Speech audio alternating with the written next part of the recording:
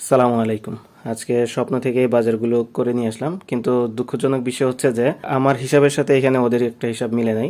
এই যে আমি আপনাদেরকে রিসিপ্টটা দেখাচ্ছি। আজকে 26/5/2026 আমি কিছুক্ষণ আগে বাজার করে নিয়ে আসছি। এই যে এখানে যে প্রোডাক্টটার সমস্যা হয়েছে সেটা হচ্ছে যে ডিকেয়ার ডিশ ওয়াশিং বার, এটা কিনলাম। এখানে ধরার কথা 45 টাকা, ওরা 51 টাকা ধরছে। এই যে দেখাচ্ছি, এখানে স্পষ্ট লেখা আছে বাই 3 get 1 ফ্রি, অর্থাৎ তিনটা কিনলে আরও একটা ফ্রি। ঠিক আছে, এটার হচ্ছে যে আপনাদের যদি গায়ের দাম দেখাই, এই যে 15 টাকা, এটা হচ্ছে যে পার পিস 15 টাকা, তাহলে তিনটার দাম 15 3 15 45 টাকা ধরার কথা।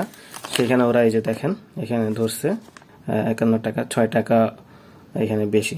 ঠিক আছে, তো একটু সচেতনভাবে বাজার না করলে এইসব সিস্টেমেটিক ইরোরের কারণে বিভিন্ন ধরনের বড় বড় কারচুপি হয়ে যায়। একটু চিন্তা করলেই বুঝতে পারবেন যে এরকম বাংলাদেশে হচ্ছে যে অলমোস্ট 18 থেকে 20 কোটি মানুষ।